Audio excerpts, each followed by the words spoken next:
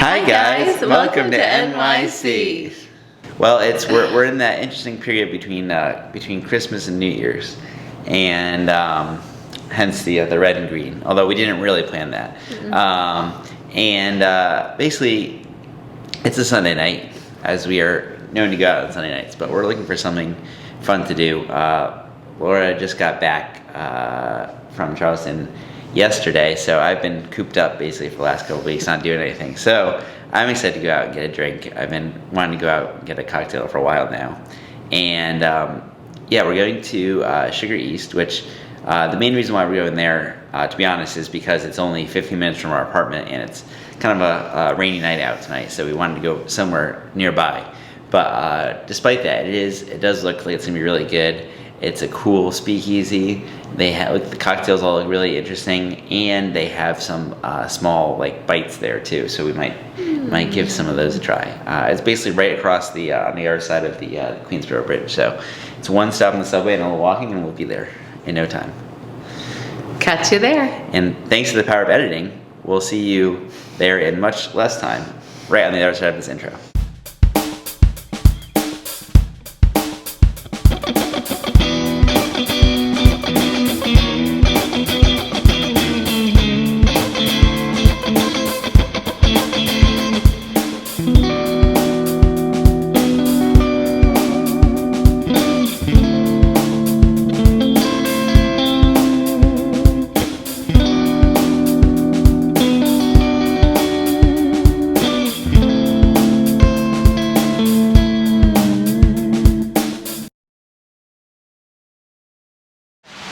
I'm singing in the rain.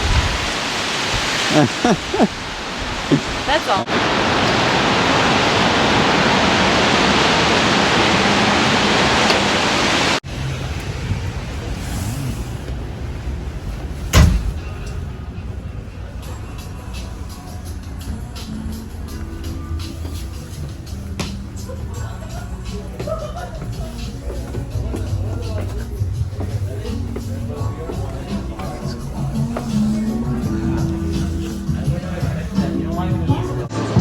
Hey everyone, we're here at Sugar East, and I got the tangerine Moscow Mule. So it is an elevated Moscow Mule. That's what the bartender shared with me, and she was right. It is absolutely delicious. We're really enjoying just this place. Extremely romantic. There's something kind of modern about it. Anyway, we're having a great time, and hope you are too.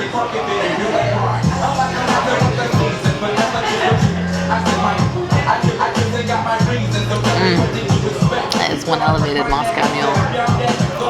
Alright guys, so I got a prickly peach is the name of the drink, and it is mezcal, of course, so I always get that. Peach, ancho verde, and lime, so it's going to be, I think, fruity and citrusy. And look at the cool thing, look at this garnish. It has lemon and two gummy, kind of Swedish fish basically. One red and green. I've never seen it before as a garnish on a drink. It's super cool, so I'm going to try it here. It has a salt rim too. So.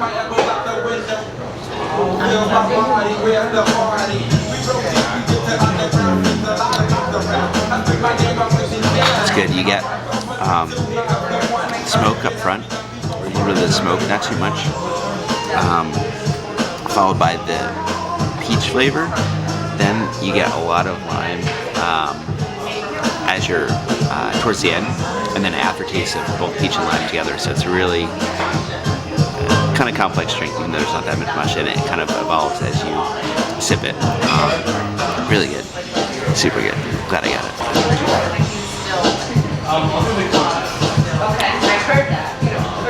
And the salt really adds a nice little extra to there.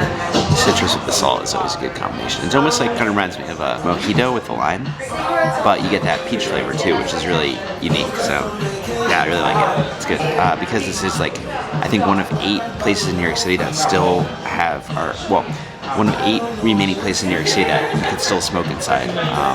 It used to be a cigar bar, so you could still smoke inside here. So Unfortunately, I forgot my pack of cigarettes.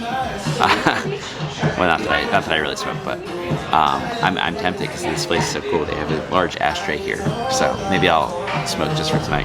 I don't know. We'll see.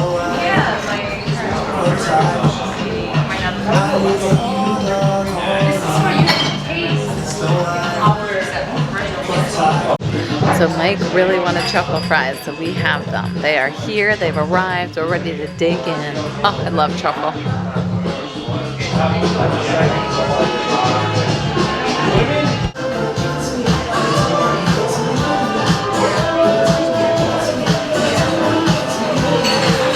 This here is not a cigar, although I thought it was one. It is a flaming cinnamon stick. So that's very interesting. This is a very unique drink, I would say. Coconut. I'm not on a beach, but I feel like I could be on a beach somewhere with my coconut in hand. Let's see.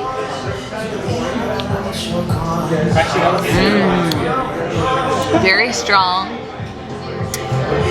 It doesn't really taste like coconut. I'm okay with that. I do like the flavor of coconut. I taste some grenadine, I think. And it's just very strong. Rum and not really like coconut, but I'll take it. I have my flaming cinnamon stick, so I'm good to go. Hello. We are still here at Sugar East. I have many candles surrounding me. Source of light. Anyway, this is our second drink. And Laura had that amazing coconut drink with the cinnamon stick that's lit on fire, which is still smoking, which is super cool. And I've gotten another smoked drink, but not smoking as Laura is, but smoked. This is the smoked orange, which also has mezcal in it. And it also has Campari, Curacao, and rhubarb. So we give it a try here. You can see the orange twist there. Should be good.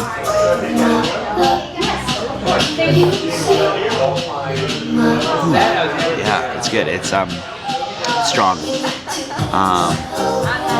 To be honest, I get a lot of the Campari flavor up front, and then you kind of get more of the orange notes later on.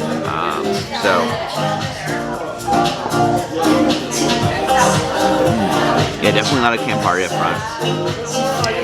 A little bit of the smokiness comes in a little bit later, and then as it continues to evolve, you get more of that nice orange flavor later on. So also a really good drink. I mean, the cool thing is none of these drinks, or both the drinks I had, were pretty simple in terms of ingredients, but both had a lot of different flavors going on, and a nice flavor evolution where you get to experience all 3 or 4 of the flavors as you go through. So that's really cool.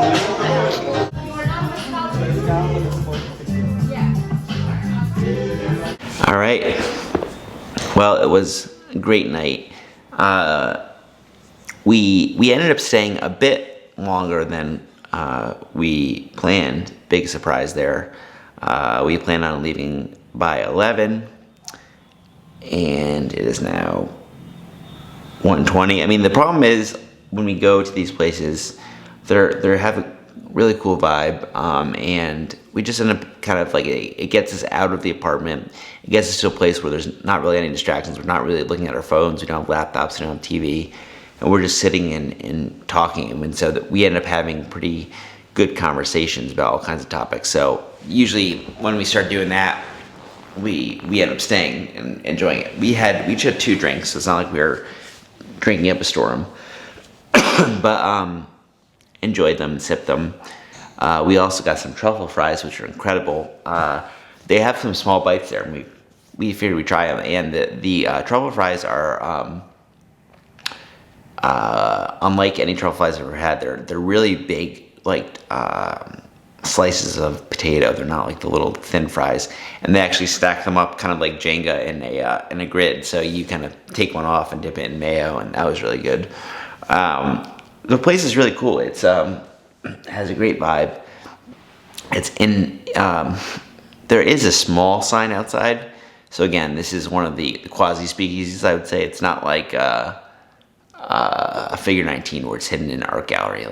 Yes, you would find this place if you're looking. There is a sign that says Sugar East in small letters, but it's not proclaimed in bright letters with a neon sign or anything like that. So it's like semi-hidden.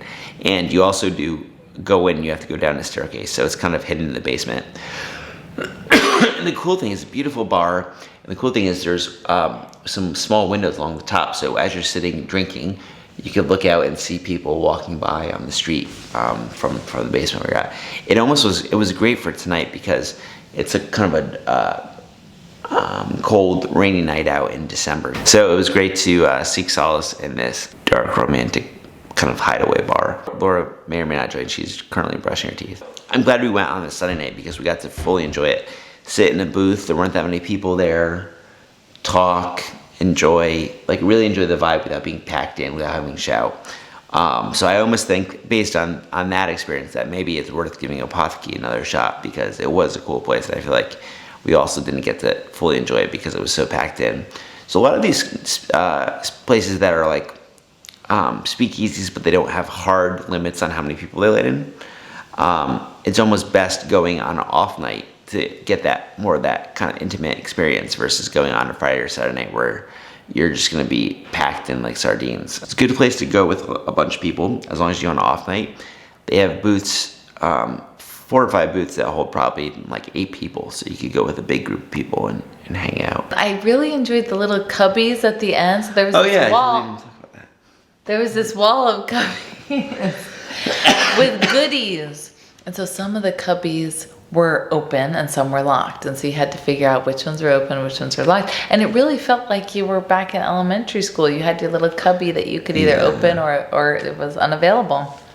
And we got some really delicious saltwater taffy, Andy's mints, Pez. And they had Pez in there, they had Smarties, the necklaces, Smarties necklaces, they had Necco wafers, so all the good stuff. So I did enjoy that. It was a nice little perk. Go get some candy, so yeah. Kind of fun. Yeah.